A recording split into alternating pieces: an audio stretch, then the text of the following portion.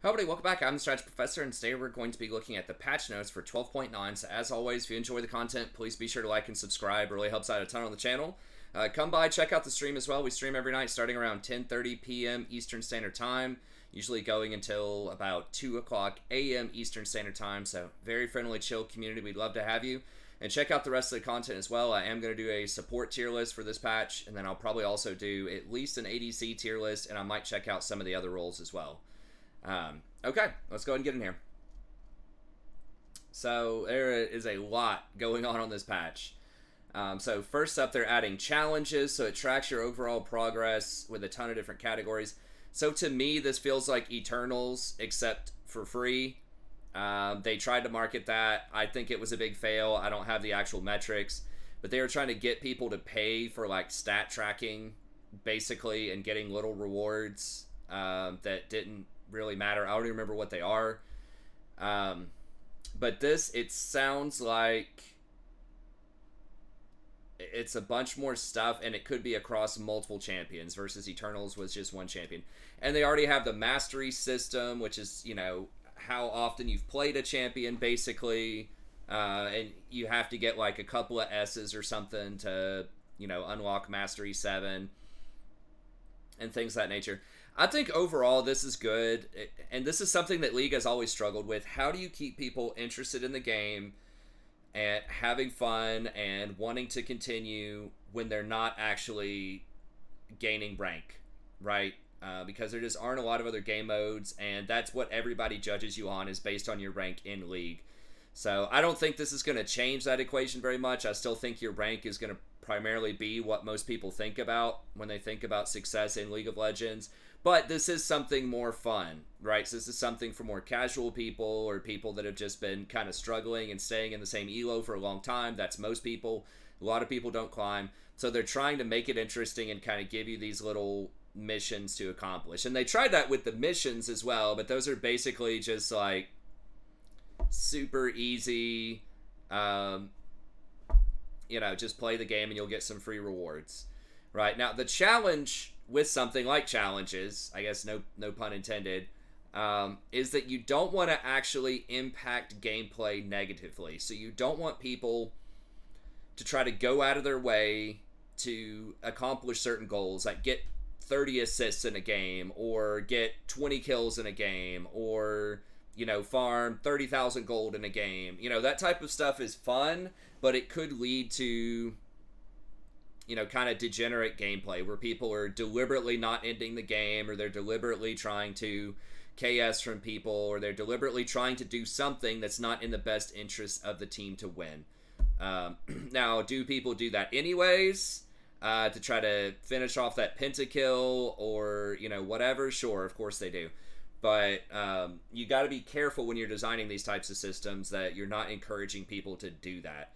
So it's really tricky to like have things in game that are fun, that can kind of add up stat wise, but at the same time aren't going to impact games in a significant way in terms of people trying to chase those stats rather than trying to chase a win. So I like the idea. I like appealing to people more broadly, because that's one thing that League, like I said, definitely does struggle with. Okay. And there are a lot of different changes on this patch too. So we've got Olaf, gets better stats overall. That's nice. His passive is going from 99% when he's at like 1% HP to 40 to 100%. So this is nice if he wants a little bit of a healthier clear. If he doesn't want to get super low, then you still get 40% movement or attack speed. Or actually, no, that's the max.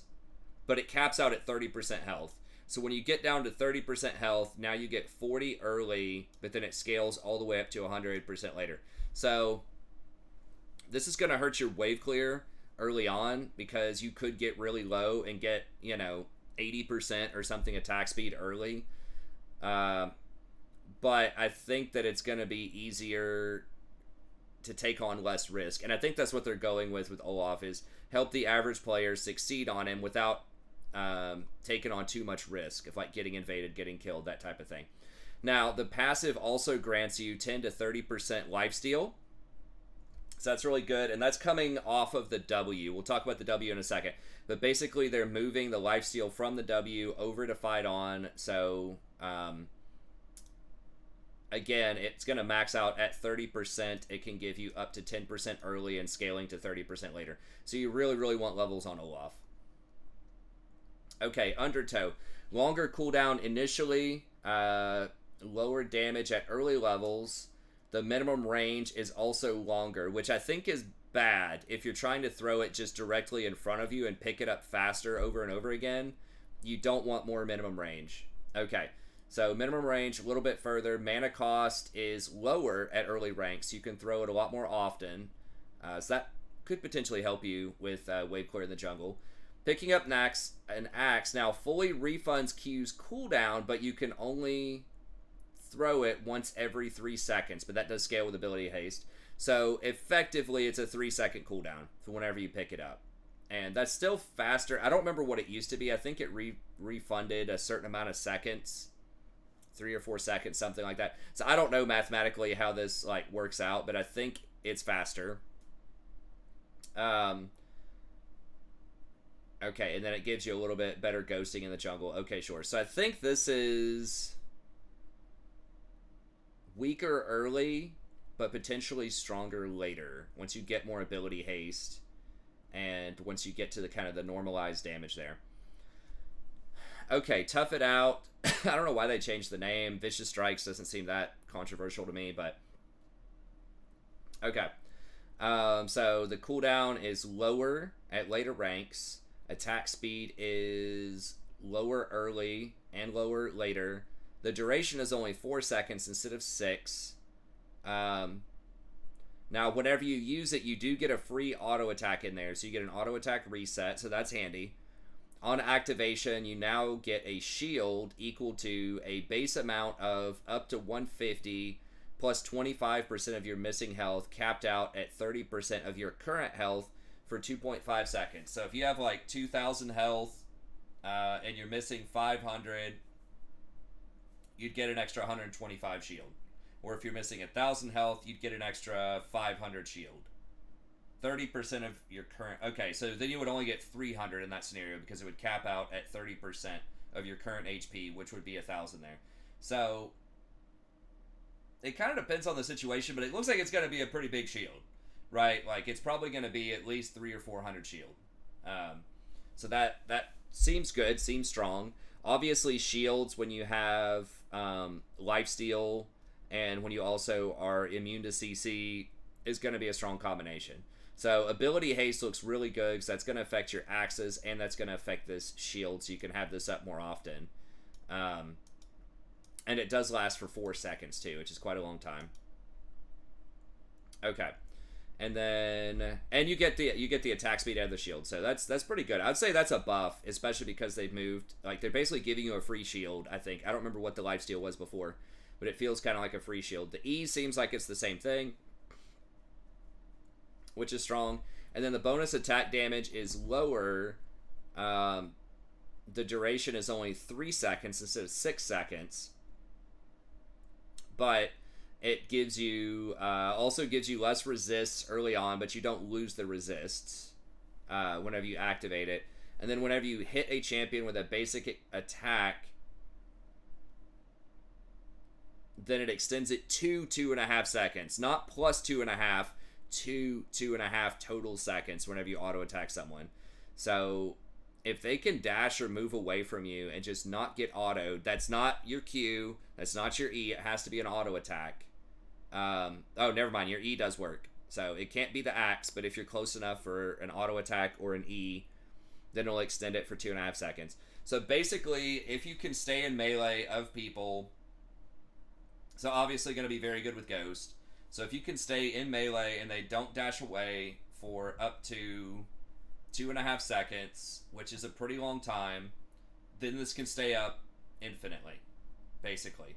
So this seems like potentially really, really OP versus like melee champions, and especially melee champions that rely heavily on CC to kind of deal with people. So like tanks. So it seems like he's just going to absolutely murder tanks here. There's just no way they're going to get away from him. That's really dangerous to allow someone to be immune to CC for a potentially indefinite amount of time as long as they can keep auto-attacking things. So I don't know. Obviously, they budgeted for this by nerfing some of the other abilities, but this seems super strong to me, especially, like I said, if you can get anything that's going to speed you up. So, like Ghost,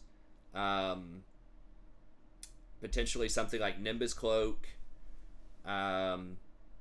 just anything else that could speed. I mean, even you probably wouldn't want something like Ghostblade, but even activating something like Ghostblade, or probably even better, what is that? The Chem Tank to get on top of people.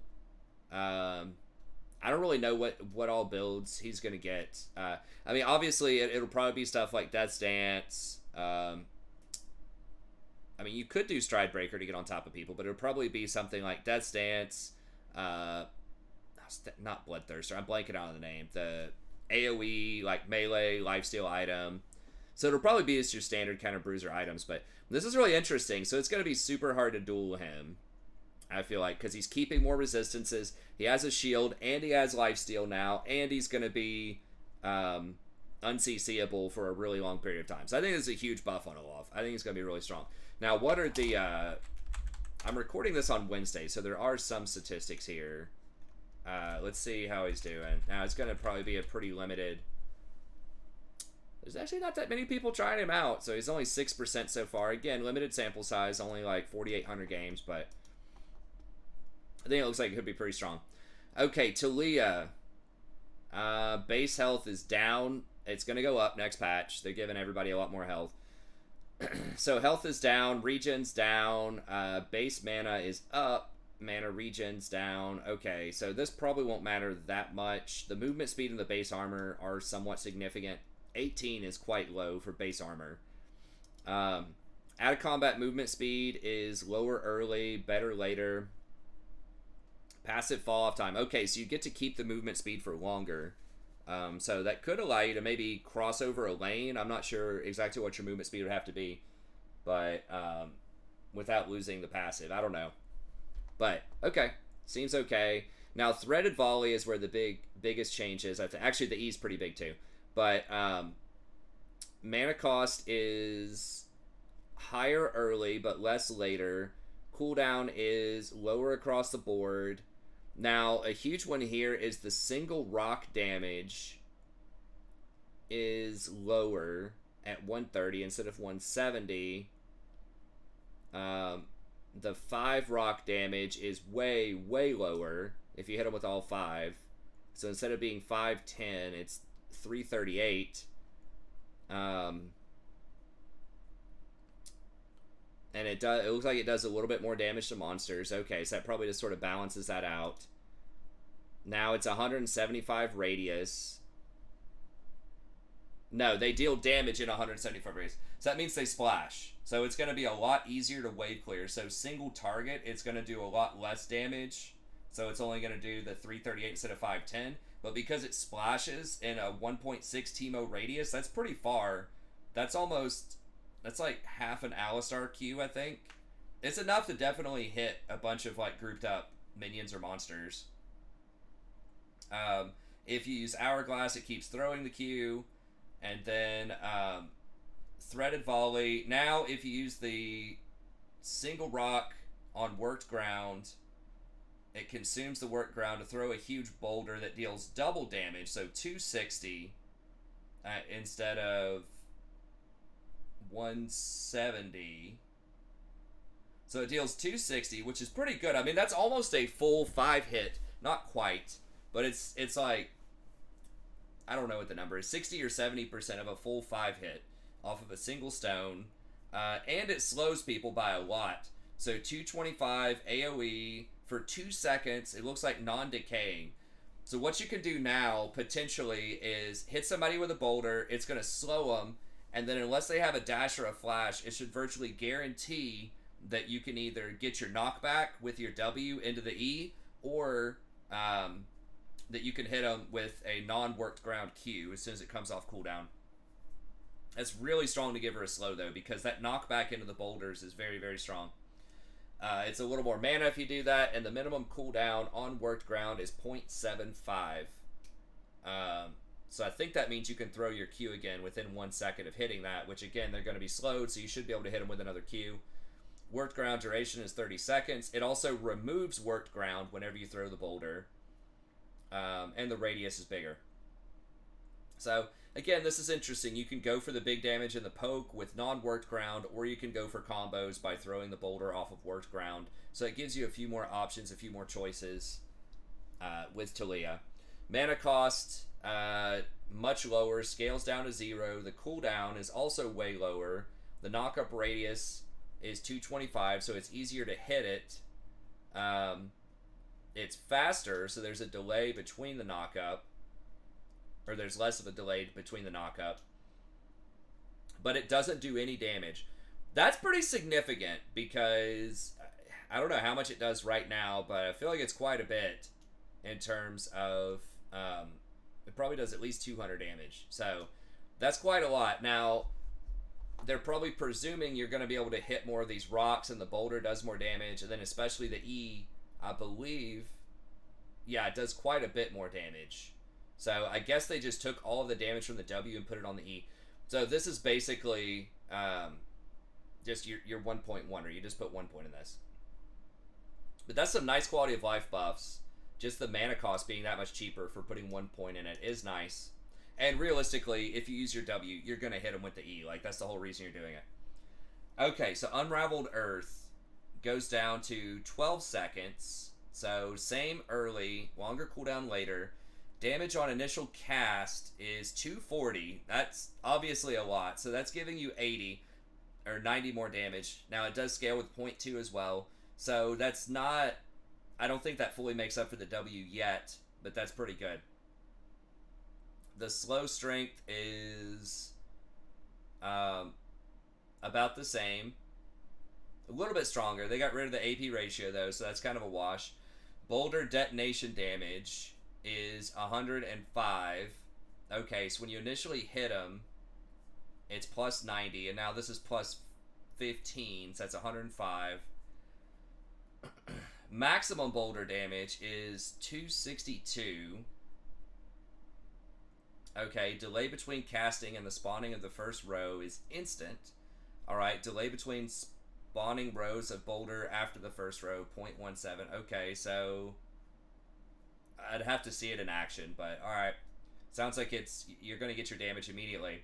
Tectonic shift. Unraveled Earth now spawns 6 rows of boulders, extending outward with 4 boulders per row. Previously, it spawned 4 boulders in a row of 6.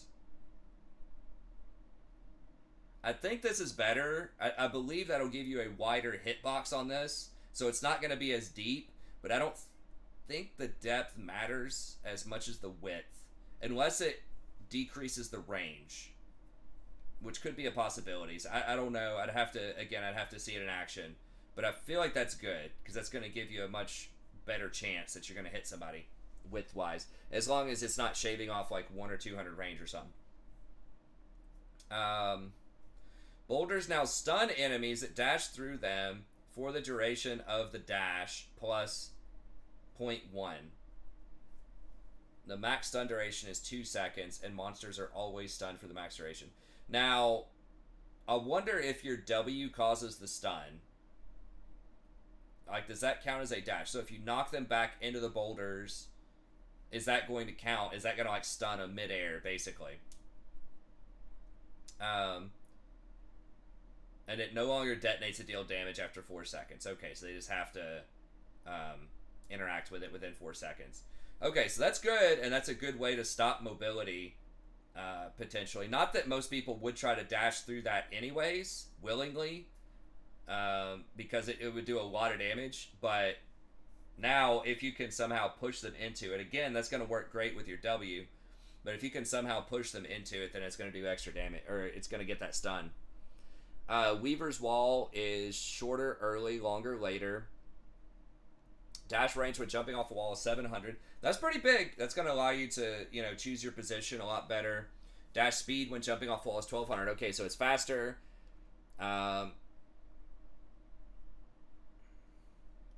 Okay. Okay, more forgiving around terrain. If you take damage, then you can't use your W for 3 seconds. However, when you're on the wall, damage will not knock you off. So I think that's overall a pretty decent buff. So I think she'll be strong. Will she be played as support? I mean, maybe. I don't know. Like, having that slow is pretty nice. Like, now she's got good poke and good slow for, like, gank assist. And then the slow, again, is going to allow you to hit your W into E a lot faster. So there's a chance we could see her as support. Maybe we'll see her back in mid or jungle. I don't know. But seems like it's pretty good.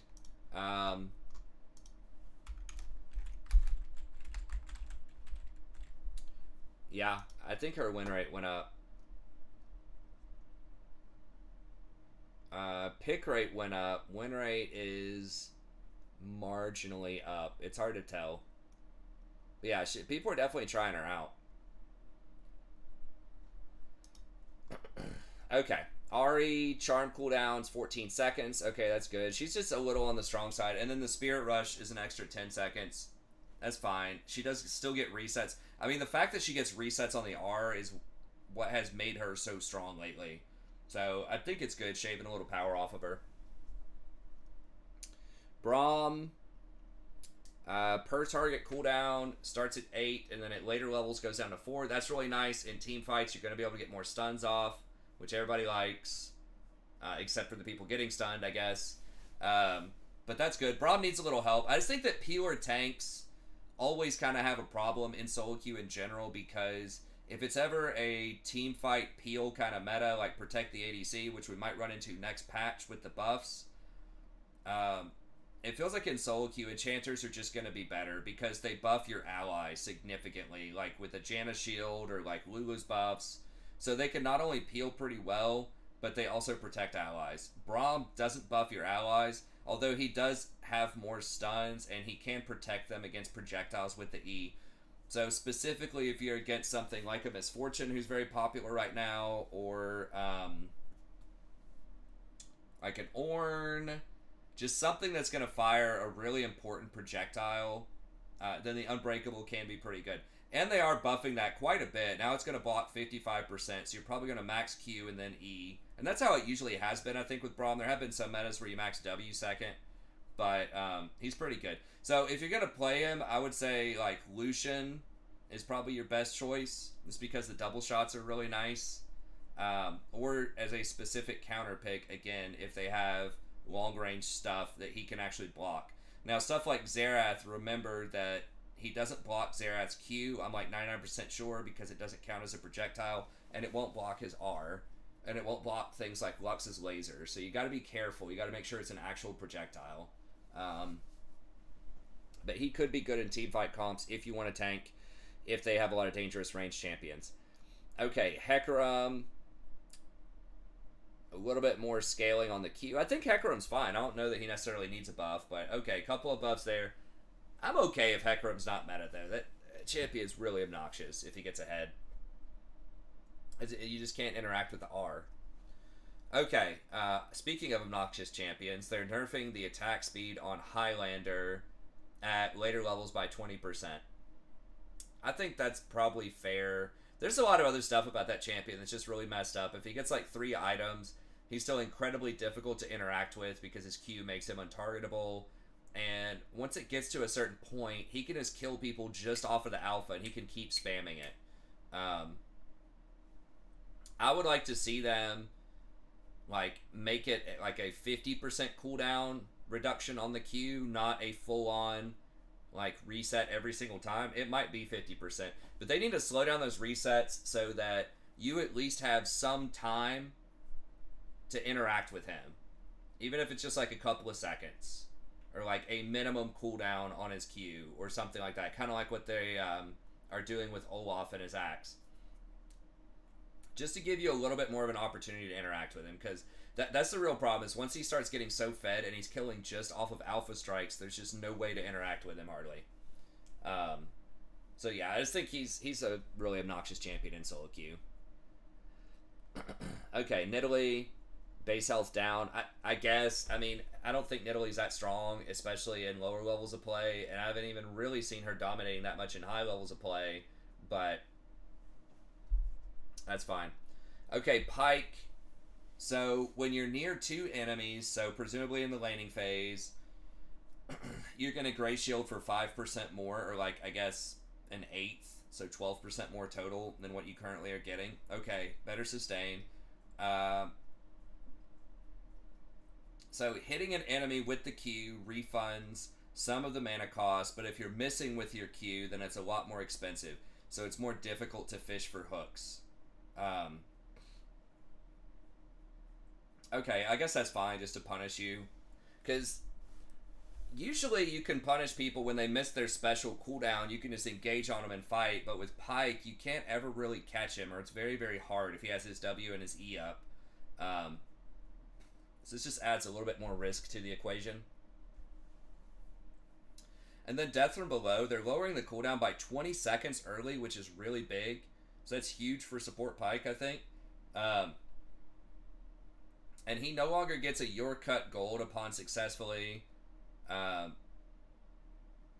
killing an enemy. So I believe you only got the Your Cut if no one else had an assist. I think you would get the kill plus the gold. I could be wrong. Correct me in the comments if I'm wrong. But I think that only happens if there's no assist. So as long as someone else touched him, your ally still gets the Your Cut. And he no longer receives Your Cut when an ally kills from...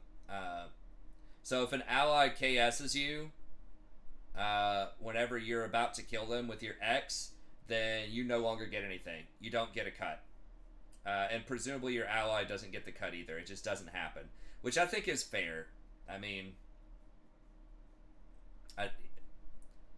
it's just too forgiving. It's too forgiving of a mechanic for not coordinating well with your teammates. So I think that's fine. So ultimately, I think this is probably a plus for support Pike. You get more sustain in lane. You get a far, far shorter cooldown early game, so you can look for more of those roams, look for more of those kills. And the Bone Skewer is kind of whatever. It will matter if you miss several of them, but I think that's fair changes to try to keep him out of mid lane. So now if he mid lanes, he doesn't get the extra gold for executing people with the R. I think that's the biggest thing, is it slows him down when he has non-assisted kills. And mid lane Pike doesn't benefit from that extra sustain. Okay, Renata base armor is going down a little bit to 27. And then marked targets take a little bit less damage. I guess that's fine. That really doesn't affect her too much. I still suspect she'll be pretty good in the kind of team comps where she's good, where you have a lot of carries. And specifically where they have a lot of melees that are going to group up, where your R is going to, have a high impact. Okay, Renekton, a little bit more health per level, a little bit more AD. That probably won't matter. Ruthless Predator. At later levels, it's down, but at early levels, it's higher. Total damage is significantly higher. Okay. And when it's empowered, it's way higher. Okay, so longer cooldown, but man, that is going to hit. That's like 40 more damage. So early on, that's going to be really, really strong. Okay, and then Dominus, it's also doing quite a bit more damage. That's 10 damage per second. So those are some pretty significant buffs on the Gator. Now he can probably do a much better job of fighting other melees early on. So I don't think Renekton's a particularly interesting champion to have in the meta, but if you do like Renekton, this should be pretty strong. Okay, Rengar Battle Roar is down. That's fine. I think Rengar is quite strong right now in general. I'm even seeing him in the top lane. So they're just nerfing his early wave clear a little bit with the W. So just against Raptors, Wolves, stuff like that, it'll matter. He'll still have about the same, if you're maxing Q, which I'm pretty sure he maxes all the time, about the same damage to single target camps, which are usually the important ones. The buffs, Gromp, Scuttle, Dragon, Baron. So it's just really for those early game AoE clears. Okay. Different bug fix, sure. Shyvana, W tick rate increased. Okay, so she's not doing more damage, but it's applying more often. Okay. Nice little fix. Scion. Okay, thank God. I know there's like a whole cult following for inting Scion, but I think it's just really obnoxious, and you have to have like a very specific comp and be very like coordinated to try to stop inting Scion. I think if you die, it should be a bad thing most of the time. I guess Karthus is another exception to that, but it encourages a style of play that's not interactive with that doesn't interact with enemy champions. Like that's the problem. Is that later on there's just like no skill expression to it. There's no like outplay, like big duels or whatever. You just run into the tower and die and then do a bunch of damage to the tower. So I think it's good they're removing this. Yes, it is unique, but I think that just because something is unique doesn't necessarily mean it's a good thing. I think diversity of gameplay is good, but this is one where you're rewarded for not interacting and you're not punished for things that indicate skill early on in the game. So you're not really punished if you die. You're not punished if you fall behind a little bit on farm. It's interesting, but I think that it's just not ultimately a good thing. Basically, like they said in the game. So Scion now does 40% reduced damage to structures in his reanimated form. Okay, so you can do some of, like, you can still do some damage to towers, but it's going to be a lot weaker.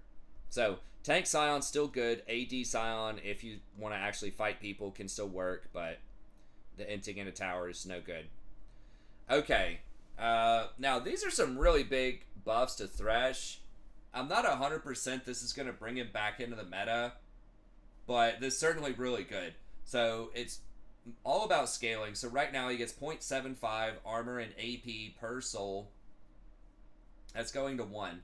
So if you have like 50 souls in the mid game, normally you would have gotten, I don't know, I picked a number that's let's say 60. That'll be a little bit easier. 60, then you would have gotten 45 souls. Now you're going to get the full 60 souls. And that's pretty common, I think, in the mid game to have, you know, somewhere between like 60 and 80 souls. So that's like 15 extra bonus armor, which is like 300 gold, and 15 extra ability power.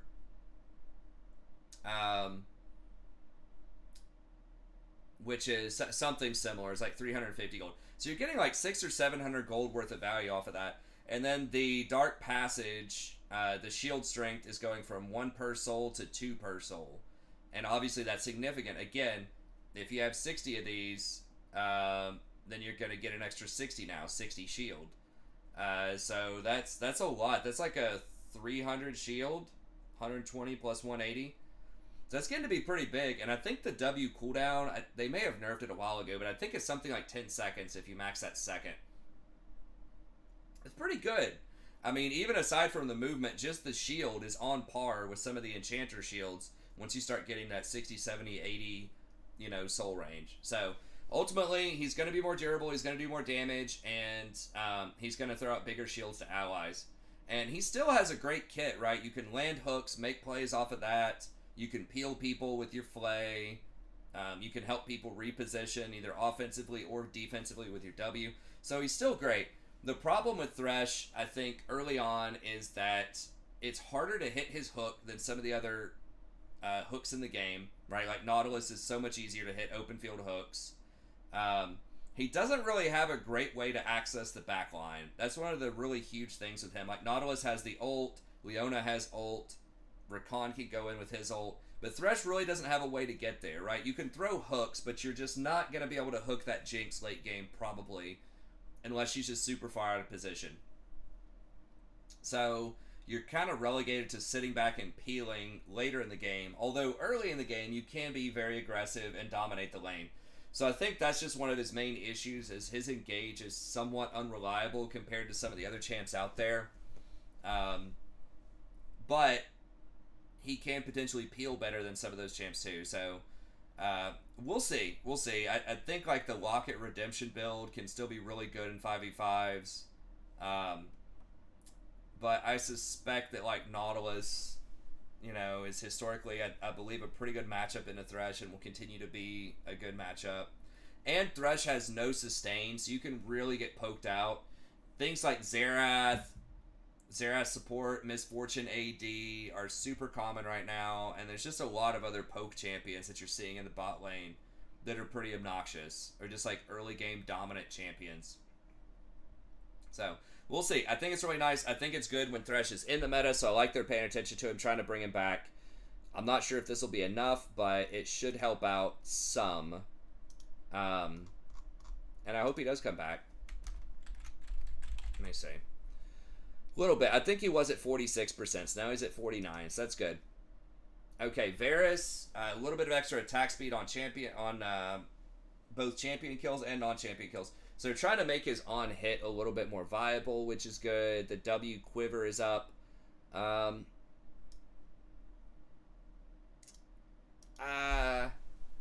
still don't think he's going to be that great. He's immobile. He does have the ult, which helps. He does have some poke, you know, with his arrow, but it just feels like things like Misfortune and Jhin are just so much more impressive in the early game. As far as, like, poke types of champions. Misfortune Z and then Jhin spamming grenade on the wave. So I don't know. I mean, it's possible, but like on-hit builds aren't really that great right now anyways. Like, what are you going to get? Like Blade the Ruined King, Hurricane, Nashers or something?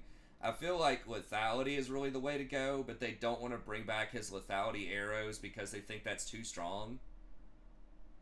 Which they like nerfed Kai'Sa's W poke for similar reasons. So I guess that's okay. I just don't think it's going to matter. I could be wrong about that, but I just feel like on-hit items aren't great. There's not a mythic for them that works really well. So we'll see. Okay, Hullbreaker.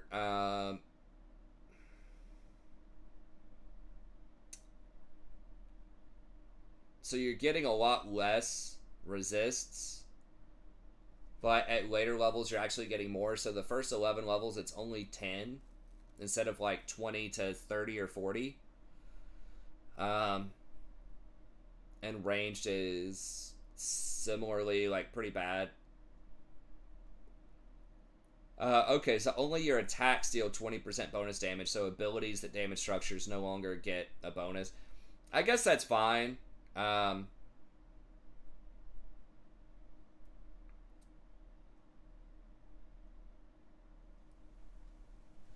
still like something like ZZ Rot a lot more. I mean, they don't like autonomous pushing. They want people to have to be in the lane. But okay, that's fine. I don't think it's like a super big deal right now because it's already been nerfed so much. But I think it's a pretty toxic item in general. Like the thing with ZZ Rot and the thing I wish they would do with Banner and ZZ Rot is bring those back like autonomous pushing or like lane management items, but just make them have absolutely horrible stats, just like really, really bad. Like if you try to duel somebody, you're gonna be very disadvantaged in team fights. Versus right now, the problem is this item is really efficient by itself. It's pretty close to 100%, even if you do get into a team fight. And then when it's solo, it's like insanely powerful. It was like 140% or something like that efficient with those resists. And it also allowed you to apply a lot more pressure to towers. So you're not giving up anything. It's like you're getting an item. If you solo, it's OP. It takes towers really well. But if you go into a team fight, no big deal. It's about as efficient as most other items, I believe. I mean, maybe I'm wrong about that.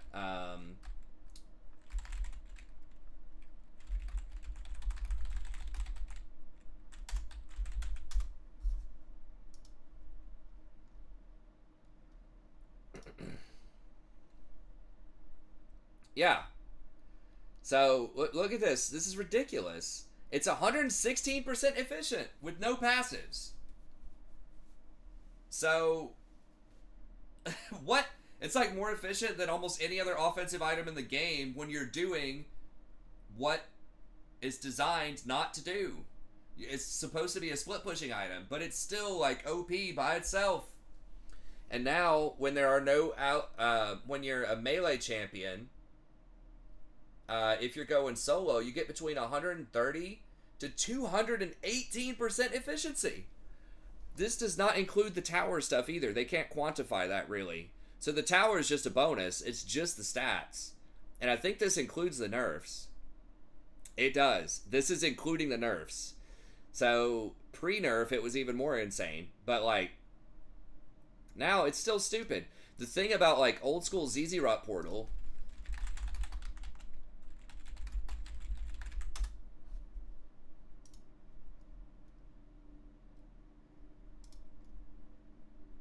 Look at this.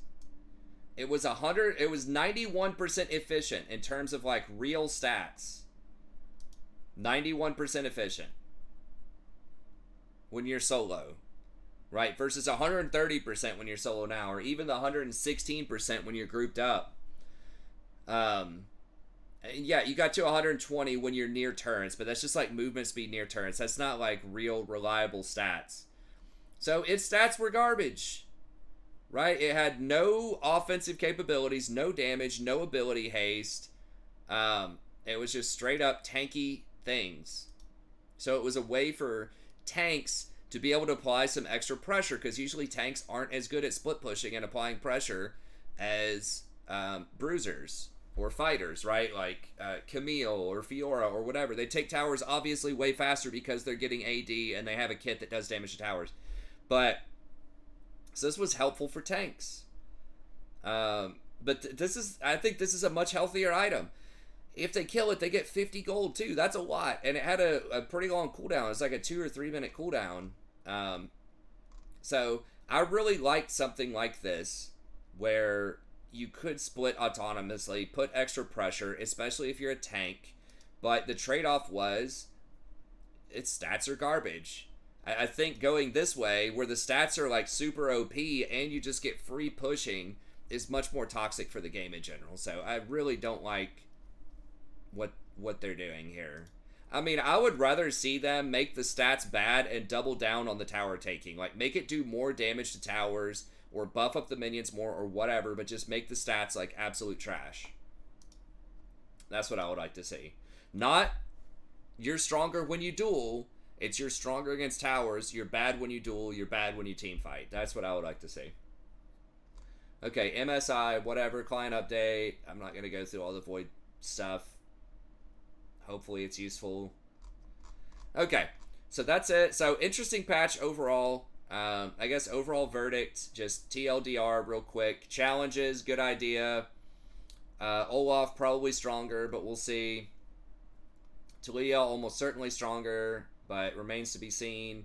Ahri, good nerf. Braum, good buff. Hecarim, neutral buff. Master Yi, good nerf. Nidalee, bad nerf, but a lot of people don't play her anyways.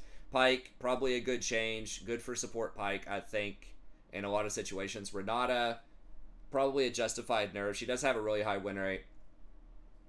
Renekton, not a particularly interesting champion, but he is underpowered, so that's probably fine. Rengar, reasonable nerf. He does seem a bit on the strong side. Shyvana, good buff. She needs a little bit of help. Sion, excellent nerf. Get that garbage out of here. Thresh, really good buff. Very interesting champion. One of the best design champs in the game. Really fun to play with and against, or as and against. So I like that they're showing him a little love. Varus, doesn't matter. Neutral nerf. Hullbreaker, good nerf. That item's really problematic. Okay, but that's going to be it. Thank you very much. Be sure to like and subscribe if you enjoy the content. Come by, check out the stream starting around 10 p.m. Eastern Standard Time. And I'll see you next time. Have a good day.